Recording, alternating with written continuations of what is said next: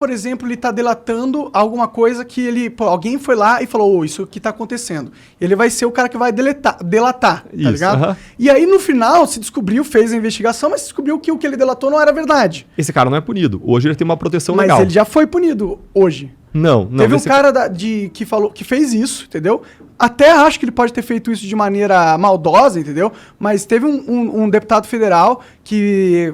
falou das urnas eletrônicas, falou que elas estavam sendo manipuladas, fez essa denúncia, foram averiguar, viram que não tinha nada, esse cara perdeu o mandato por fake news. Eu acho que isso é errado. Sabe por quê? Não porque eu acho que ele tá certo em talvez ter mentido, mas sim porque agora qual que é o próximo que for fazer uma... E se realmente tiver alguma coisa acontecendo nas urnas, o cara vai ficar com medo de delatar, porque o último cara que delatou perdeu o mandato, entendeu? Então eu não... Esse é o problema. Essa regra, na minha opinião, ela sempre vai ser mal utilizada. Ela sempre vai ser influenciada pelos poderosos e vai ser utilizada para calar que não deveria ser calado, entendeu? Como que a gente resolve esse problema? Como que a gente impede do Estado não abusar essa liberdade que a gente está querendo construir para ele, entendeu? Claro, colocou uma inteligência artificial lá. Mais perigoso ainda, né? Então, eu entendo o teu ponto, ele é mais legítimo ainda quando você não está falando de uma ultrapassagem clara de uma linha. Nesse caso desse deputado que perdeu o mandato, não se tratava de uma apuração de um crime. Os limites que eu vejo são os limites da injúria, da calúnia e da difamação. Para mim, são limites claros porque estão ali regrados em regras penais, naquilo que ele chama de tipo penal. Então, são limites claros. Agora, fora disso... A discussão está sendo em torno, né? Tipo, as pessoas elas querem criar novas leis para garantir essa proteção contra a fake news. Tipo, se a gente quiser só manter as leis que tá, eu acho que as leis que tá poderiam mudar para melhores. A gente não tem, tipo, a primeira emenda igual nos Estados Unidos, que garante realmente a liberdade de expressão. A gente deveria ter algo aqui no Brasil. Não temos, ótimo. Mas as pessoas estão lutando para mudar isso, para que a gente aumente a regulamentação do Estado sobre a fala, sobre o speech das pessoas. É isso que eu vejo, isso que me dá medo, entendeu? Claro, porque você já disse aí, você é um cara que entende da lei, o Estado já tem ferramentas para lidar com esse tipo de... Então, por que as pessoas querem criar novas, entendeu?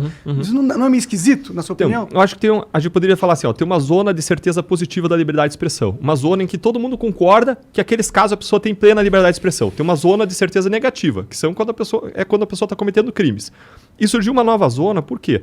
Porque hoje as fake news se percebeu que elas podem influenciar e manipular a própria democracia.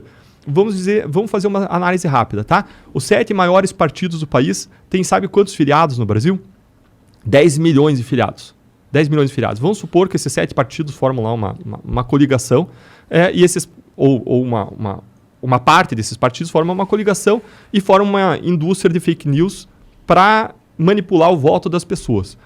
Escancaradamente, manipular o voto. E elas têm lá seu conjunto de filiados que participa disso, eles incentivam as lideranças, os outros se comportam de acordo com a orientação das lideranças, e isso acaba minando a própria capacidade das pessoas de se orientarem de acordo com a verdade para tomar suas decisões, para um voto consciente. E isso está numa zona cinzenta, entendeu? Mas você acha que isso é um fato novo? Porque eu acho que isso aí é o jogo sendo jogado como sempre foi. Porque se a gente for parar para analisar antes da internet, quem que era dono das maiores rádios e das TVs? Eram os políticos. Então esse não é um problema novo. Mas antes nunca houve esse movimento para a gente realmente passar leis para que esse problema não existisse, entendeu?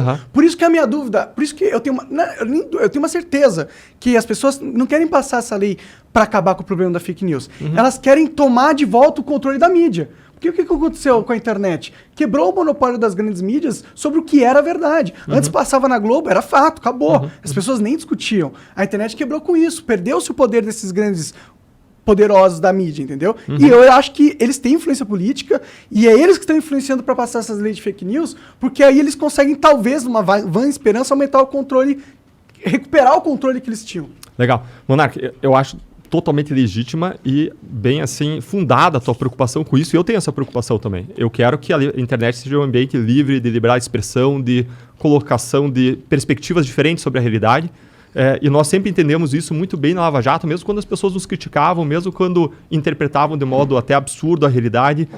Agora, a preocupação que surge não é um problema novo, mas a preocupação que surge é porque o ambiente é novo, esse ambiente de novas tecnologias, de notícias se multiplicando, de viralização de notícias.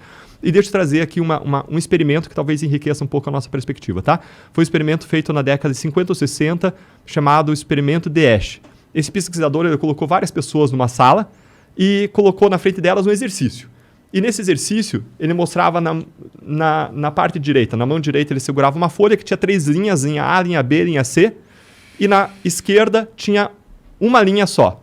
E o exercício era, os participantes tinham que dizer qual que era o tamanho da linha que estava nessa mão, que correspondia a qual das letras das 3 linhas que estavam na outra mão. Ou seja, o cara era um exercício fácil, visual, cara. Cara, era muito fácil o cara acertar. O cara olhava a linha que estava numa mão e tinha que dizer qual que era o tamanho, a qual que ela correspondia no tamanho em relação às 3 linhas que estavam na outra mão. Letra A, letra B ou letra C. Cara, ninguém erra esse exercício. Era fácil. Os tamanhos das linhas não eram parecidos. Daí colocaram as pessoas, mas com um segredo. Todos eram atores, menos um que era o verdadeiro testado. Tá, tô ligado qual que é essa porra. E aí, os atores começavam dando a resposta errada. Linha A, linha A, linha A, linha A. Chegava na vez do participante, ele olha para os lados e fala assim, linha B. Aí outro, linha A, linha A. E aí vem a próxima folhinha. E aí o que acontece? Vai lá os atores falando de novo a linha errada, linha C, linha C, linha C, linha C. Aí vem o ator, ele olha para o lado, fica sem jeito, linha C, falando a resposta errada. Esse experimento, ele foi feito centenas, dezenas de vezes, centenas de vezes. E qual que foi o resultado? Mais de 50% das vezes, a pessoa dá mais de 50% das respostas erradas. Nós tendemos a nos comportar como parte de uma manada, certo? E quando você simula o ambiente de manada, e veja que eu estava falando de 10 milhões de pessoas filiadas aos 7 maiores partidos, e uma indústria de robôs, né, que replicam notícias, isso permite a criação de um ambiente de manada para manipular a opinião, manipular a condução, manipular voto. E aí a questão vem, até que ponto isso é legítimo? Quando a gente não tinha ainda esses grandes mecanismos de massa, de internet, replicação de robôs, de fake news, eu entendo que a liberdade, vigia aí a liberdade de expressão. Agora, conforme isso se aproxime de um ambiente em que isso manipule a vontade, o voto dos eleitores, manipule a verdade com fatos evidentemente falsos, que contrariam a ciência, que contrariam... claro, eu entendo que perspectivas diferentes de ciência devem ser respeitadas.